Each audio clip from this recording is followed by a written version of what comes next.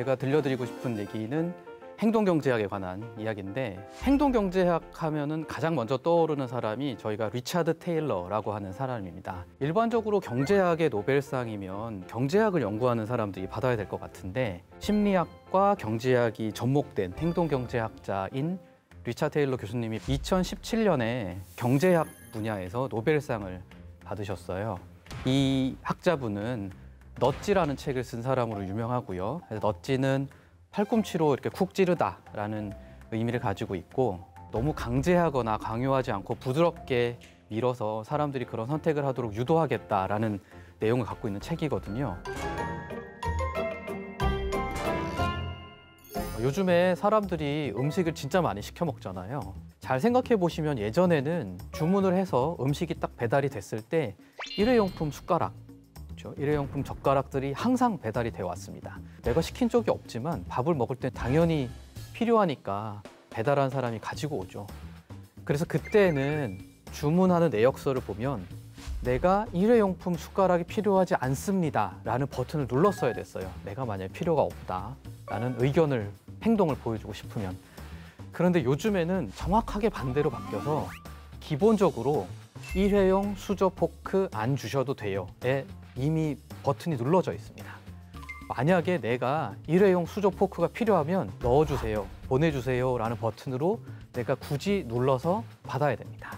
옵션을 바꿔버렸어요. 그래서 이 일회용품 줄이기 캠페인 자체를 간단하게 버튼 누르는 방법만 바꿈으로써 일회용 수저 포크를 실제로 안 받는 비율이 한 60% 넘게 증가했다라고 합니다.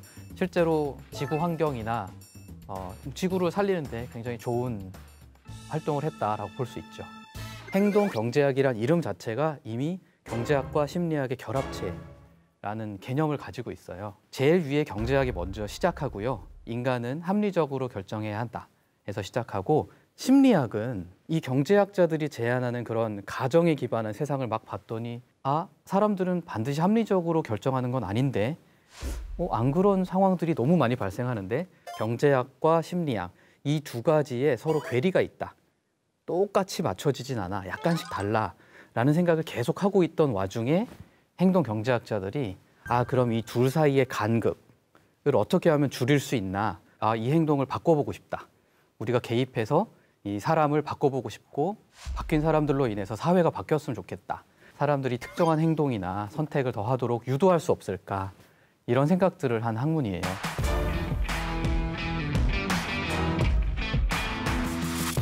학교에서 수업을 할 때 학생들한테 해결하고 싶은 문제를 가지고 오세요. 그럼 우리가 같이 생각해서 행동경제학 메커니즘을 이용해서 풀어봅시다 라고 하는 수업을 한 적이 있거든요. 그중에 어떤 팀이 학교 앞에 있는 쓰레기통에 대한 문제를 가지고 왔습니다. 쓰레기통에 담배꽁초를 버릴 수 있는 칸이 있음에도 불구하고 사람들이 거기다 버리지 않고 주변에다 자꾸 버리는 거예요.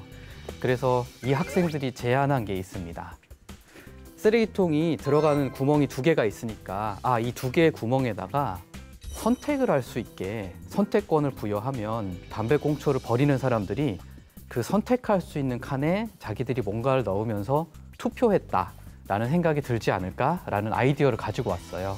그래서 이렇게 선택할 수 있는 권한을 주는 것, 이 자체를 행동경제학에서는 초이스 아키텍처, 선택 설계라는 이름을 만들어서 붙이고 있고요. 이 선택 설계를 동원해서 사람들한테 선택할 수 있는 권한을 주면 사람들이 그 선택을 더 많이 한다라는 개념이 있습니다.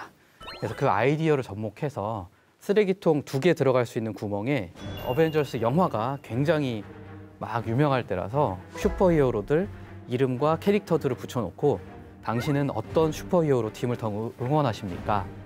당신의 담배꽁초로 투표해주세요 라는 얘기를 했습니다. 일주일 동안 실험을 해봤더니 이 스티커가 없던 그 전주에 비해서 일일당 한 13개에서 15개 정도의 담배꽁초가 주변에 덜 버려져 있다는 걸 파악했고요. 그래서 이런 식으로 실험을 하면 사람들이 담배꽁초를 좋은 쪽으로 버릴 수 있도록 유도할 수 있구나. 그러니까 행동경제학이 가지고 있는 특징 중에 하나가 어떤 사람이 어떤 마음을 갖고 있을 때 그 마음은 잘 바뀌지 않는다라는 걸 인정하는 거예요. 대신에 마음은 그대로 인정하되 행동은 우리가 바꿔보려고 노력할 수 있다. 약간 개입하고 간섭하는 건가요? 궁극적으로는 개입을 하고 싶은데 개입을 하기 위해서는 개인이 어떤 마음을 가지고 어떤 행동을 하고 있는지를 정확하게 이해하는 게 처음 단계고요. 이 마음과 행동의 간극을 어쩔 때는 더 만들기도 하고 있을 때는 줄이기도 하면서 이 사람들이 특정 행동을 하도록 궁극적으로는 개입하고 결과적으로는 유도하고 싶어 하죠. 근데 개입과 유도 이전에 사람이 갖고 있는 마음과 행동에 대해서 굉장히 깊이 있게 이해를 하지 않으면 행동경제학 자체가 돌아가지가 않아요.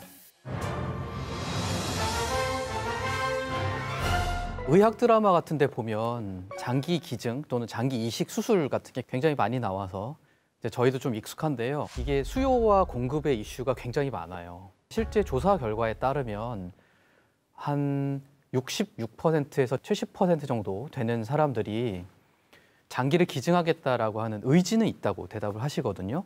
그런데 실제로 장기를 기증하는 사람들은 5%가 안 됩니다. 그래서 더 많은 사람들이 장기를 기증하도록 유도하고 시도하기 위해서 운전면허증을 새로 발급받을 때 또는 운전면허증을 갱신할 때 장기를 기증하겠습니다라고 의사를 표시하는 분들한테 밑에다 이렇게 표시를 하나 붙여주는 경우들이 있거든요.